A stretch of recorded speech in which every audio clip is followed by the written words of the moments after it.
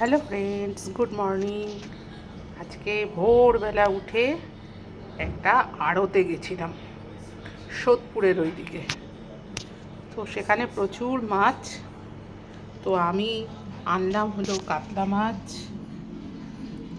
এটা হলো বোয়াল মাছ, এটা হলো ছোট ট্যাংরা মাছ, এটা হলো ভেটকি মাছ, আর এনেছি চিংড়ি মাছ, আর এনেছি ভেটকির ফিলে করে নিয়েছি।